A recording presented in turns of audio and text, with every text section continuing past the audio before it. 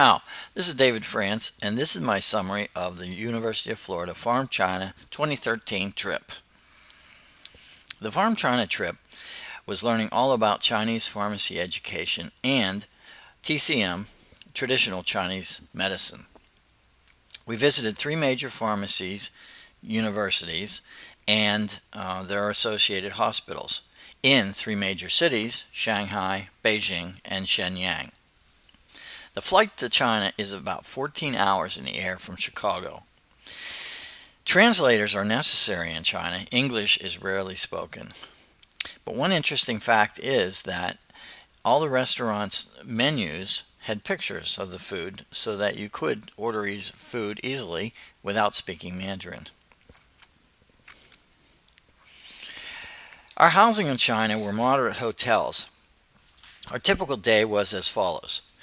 We were typically up at 7 for breakfast. Breakfast could be eggs and rice and vegetables and rolls, as much or as little as you wanted. And then we were out by 9 to our destination, only to return to the hotel by about 10 or 12 at night, just to regroup and get ready for the next day.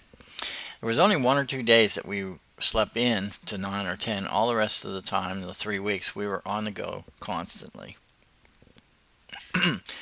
Our first visit was in Shanghai, the city of Shanghai, and it was Fudan University. Fudan was founded in 1905 and now has 4 campuses. We had a student-faculty forum in the Zhangjiang campus, which houses the pharmacy school and research laboratories.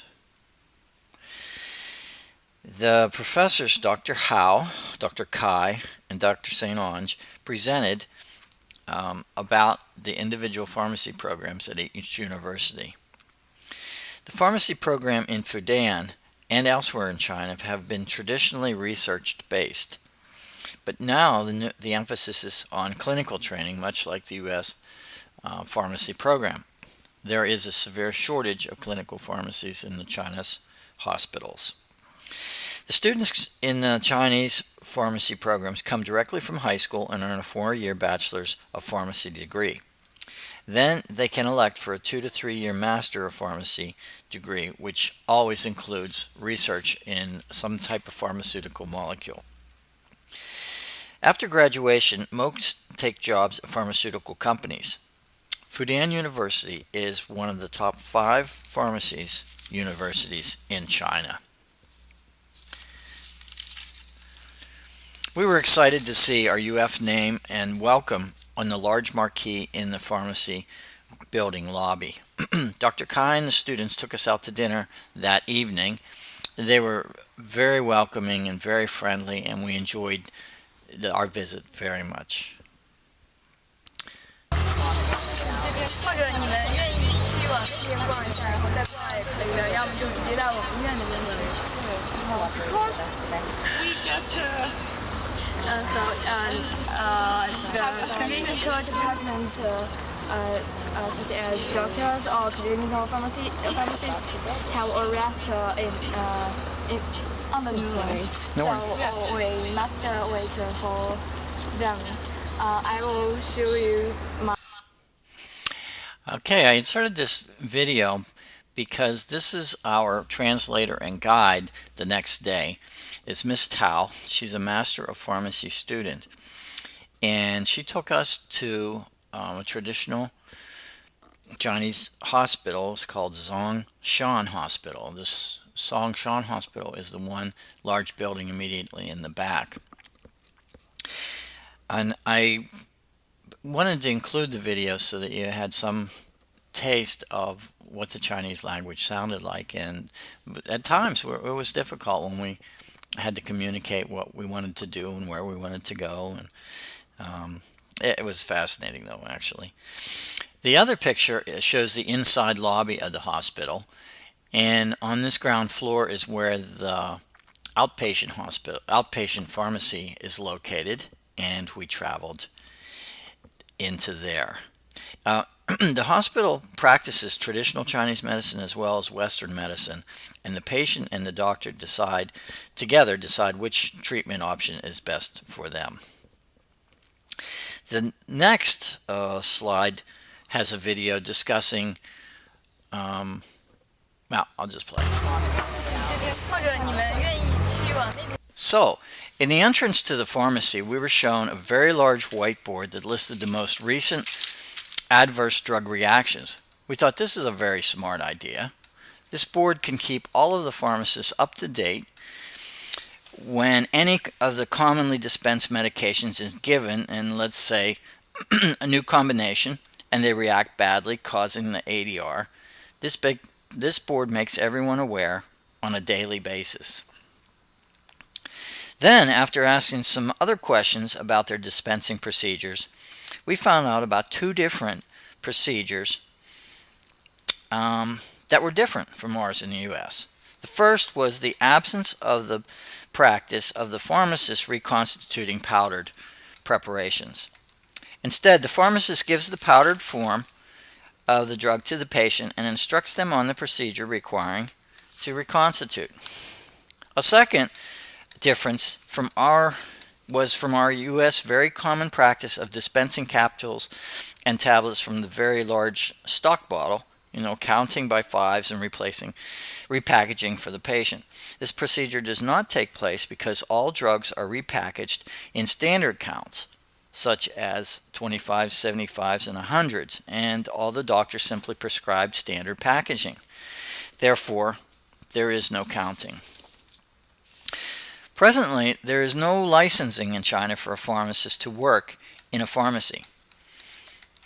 There is, however, the requirement for a pharmacist to have a degree from a college or a university of pharmacy, or a university of pharmacy. The reality is that many of the people work in the pharmacy with various levels of education. Finally, we were shown the doctor's specialty board, which is this large blue board shown in the right picture. And what it does is it lists the office numbers and the phone contact numbers for the doctors that reside and work in the hospital. These numbers are listed for the general public. The general population in China all go to hospitals to see doctors. If they haven't previously been there, they just go to this simple contact board and look for the type of service that they are interested in. They don't necessarily need an appointment. They can have one, but they don't need one. And they do not need to be referred to a specialist. The picture on the left is in the lobby as well, but it's outside of that outpatient pharmacy, and we were told that it's a very low turnout there.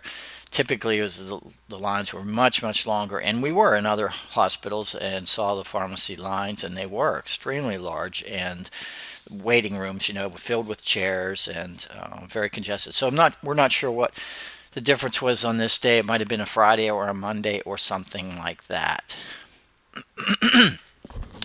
So our next destination was Beijing, and we had to take an in-country flight and fly from Shanghai to Beijing. It was 2.5 hours to the north.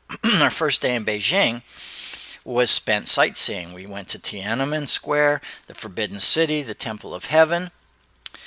And when we were in Tiananmen Square, that's the picture on both pictures actually, I asked our tour guide about the 1989 peace protest that occurred in Tiananmen Square, where many local protests, public meetings took place, but this one ended up, in them bringing out tanks, and people were killed, and it was made worldwide news. It was a very bad situation, and he said there is no record of it. Records and discussions of it are forbidden. So that was ironic then that the Forbidden City was immediately beside the Tiananmen Square. In ancient times, the Forbidden City was the home of the emperor and his family, plus the guards that would protect the family of the emperor. The movie The Last Emperor was filmed on site here. What is shown on the picture on the left is one of our students and the large guard lions. The guard lions were mythical, but they were very symbolic. They had been duplicated and spread throughout the entire country of China, but typically in the olden days or ancient days, only the wealthy could afford the marble and bronze to sculpt these lions, and so you only saw them in the wealthy's home settings. But in modern times, they're much more affordable and they're seen everywhere in China. The male lion has his paw on a globe representing political power, and the lion that's shown in the picture on the left is the female lion, has her paw on an upturned cub representing maternal power. The picture on the right shows some of the inner courts of the Forbidden City, and we saw about 4 of these. They just go on and on and on. I don't know the exact dimensions. It could be like square miles, but there are many of these large open expanses. So this next slide is showing you a picture of the Temple of Heaven. It was also close by the Forbidden City. Tradition in olden times required the emperor to make an annual pilgrimage into the distant mountain to pray for his people and his province. At some point, the emperor became too old to make these annual pilgrimages and instead created his own temple in a nearby countryside to the Forbidden City. The Chinese have turned this site into a public park where people gather and play games and sing and dance, typically daily. And the picture on the right show only 2 people, but there were many people in the park. I just thought it was the best picture, and they're playing some kind of a chess game. I never did find out what kind of it was. Our next visit was to Peking University. Dr. Xiaoqing Kai and the students of Peking University welcomed us warmly. Peking University was in the middle of celebrating 100 years of pharmacy education, and they were very enthusiastic and friendly. As you can see on the picture on the right, they greeted us out front of the university en masse like that. Okay, this slide, Dr. Xiaoqing Chow gives the special anniversary chopsticks, which are aluminum, to Dr. St. Onge, and all of the students also received these chopsticks just as a welcome gift. Dr. Kai's title is Vice Chairman of Foreign Exchange and Cooperation. He is also a professor at the university.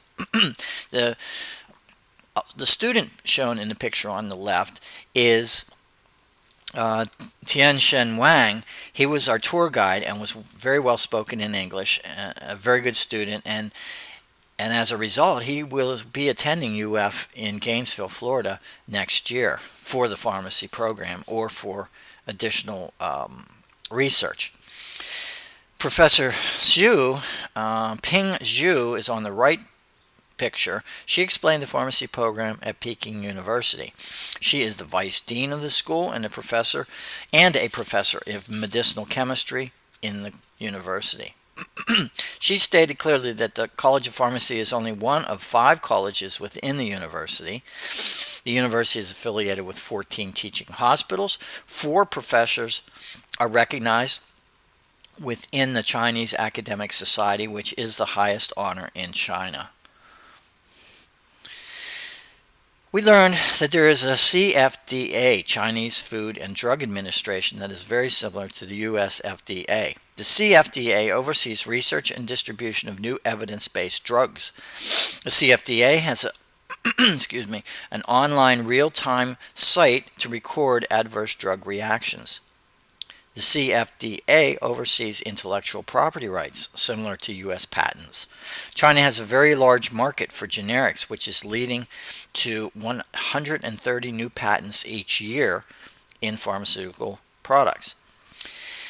These 130 patented products have a combined market value of $100 billion a year. But surprisingly, even with that amount of growth, the U.S. still has 50% of the market share in pharmaceuticals in China.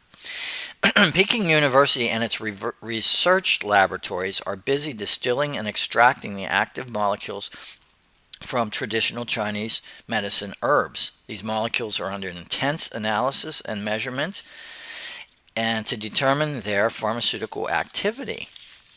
And their metabolism and their sites of action. In the pharmacy, we watched while herbal medicine. Oh.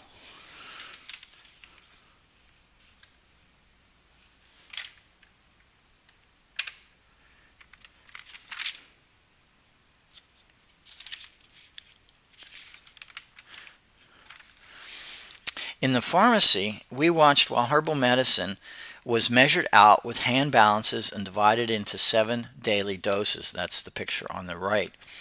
The herbs are then boiled by the patient in their home into water, into a tea herbal mix drink, and they drink it daily. Tianxian Wang took us to an affiliated hospital that we might see how both Western and TCM medicine are practiced together. We went upstairs and a clinical pharmacist talked with us about a patient of his that had 3 treatment concerns, which are not that unfamiliar to us in the U.S. This patient had several stents placed in his coronary arteries, first of all. Second of all, he had a high CYP metabolism, which is going to lower his drug concentration. And thirdly, he had low kidney filtration, which is going to increase his drug concentration. And so, needless to say, he explained that this patient was constantly being monitored, and it was his priority to do so. So we were impressed by the similarity of that clinical pharmaceutical work. 17. We went to the Great Wall next after this for more sightseeing. We learned the origin of the name Beijing. Beijing means north capital. Nanjing means south capital. Xi'an means west capital. So we learned that the first emperor to unite China was in the Qing dynasty about 2000 BC. Now, the Great Wall came about because of this uniting. All of the original cities had walls around them, and the emperor decided that connecting the city walls would be a good idea to show unitedness and also for protection. However, the project took about 2,000 years to complete. It is said that, many thousand people died in the process, and almost every family in China was involved in the process, and so it was a huge undertaking, needless to say. The view was spectacular at the top of the wall. The rugged terrain that the wall crosses is daunting, and it was hard to climb. We had to climb upstairs to get there. It took about a half an hour to get to the top. But as hard as it was to get to the top, it was just that easy to get down. They have a luge set up, metal track luge, where carts are on wheels, and we flew down. It was a lot of fun getting back down. Oh, and one last thing about the wall. We learned that there were associated signal towers periodically along the wall, and that these signal towers burned animal dung for smoke. One column of smoke signaled a smaller amount, say 1,000 troops. 2 columns, double or triple, 5 times that, 5,000, and 3, 10,000 that amount. Our next destination was Shenyang. We also had to fly to Shenyang. It is a city more north of Beijing. There in Shenyang, we met with the students and faculty of Shenyang Pharmaceutical University. Shenyang Pharmaceutical University dates back to 1906, but they had built a new campus in 1944. An interesting fact was that they told us in China in 1944 there were only 11 colleges or universities in the whole of China. Shenyang Pharmacy ranks 114th now in the nation overall, but 4th as a pharmacy university and number 1 as a research university. So we thought ourselves very privileged and excited to visit the number 1 research university in China. The university contains 14,000 students, 1,600 faculty, 88 professors, 158 researchers. And of these 158 researchers, 75% of these have a Master's of Pharmacy degree. The research that comes out of Shenyang University is published in two major journals.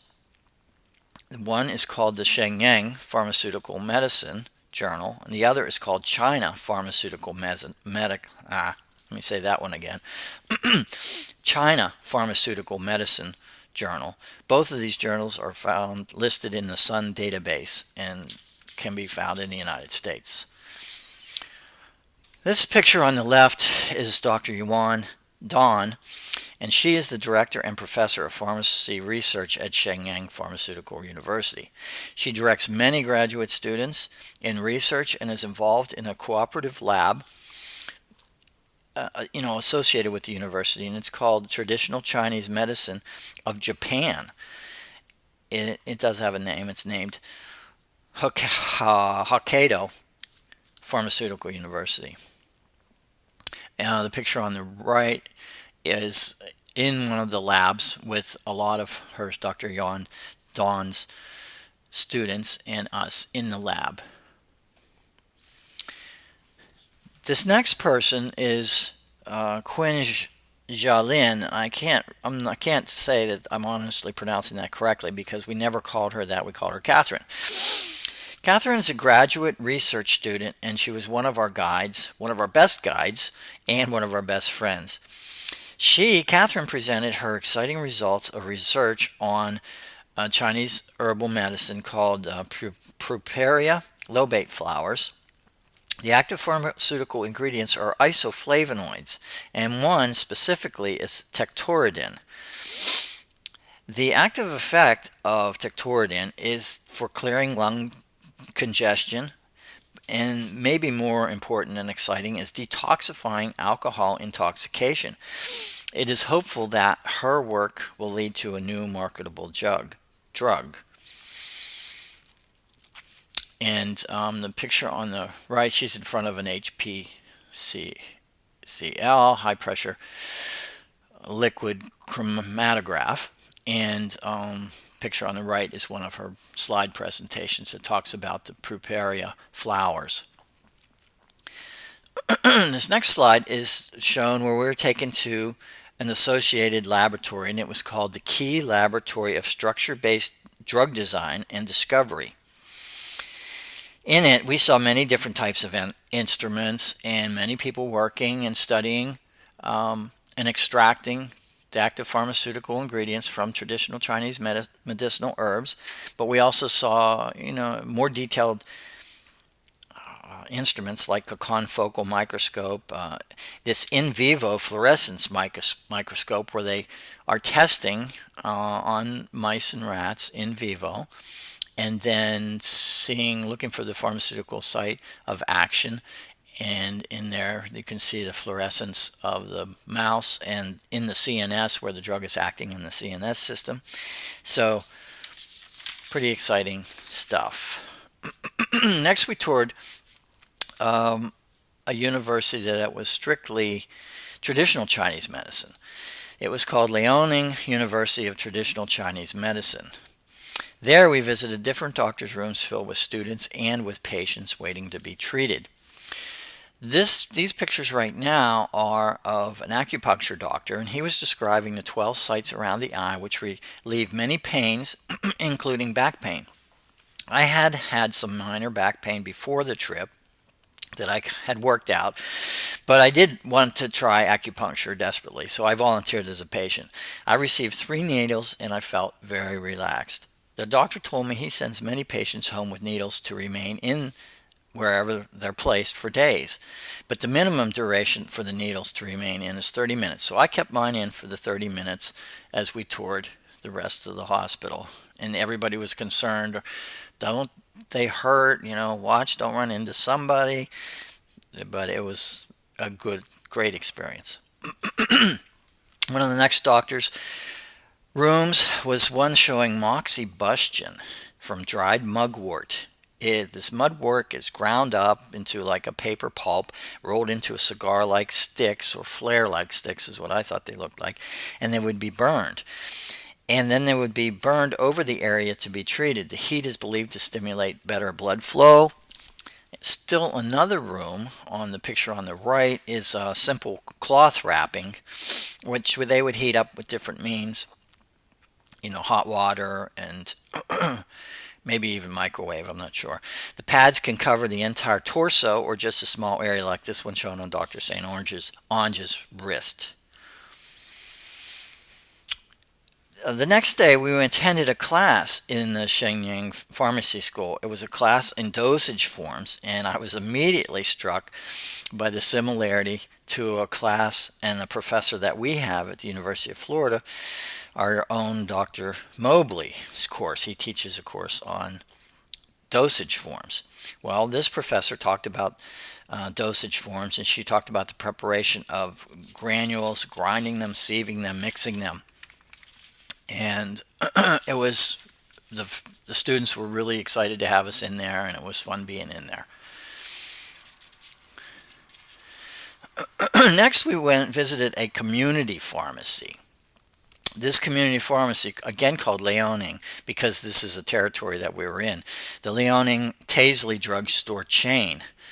Now, we've said before the community pharmacists are rare in China, not that common, as most individuals receive their medications from the hospital pharmacy. But this particular pharmacy was the flagship shop of over 300 sister chain pharmacies, 300 of them.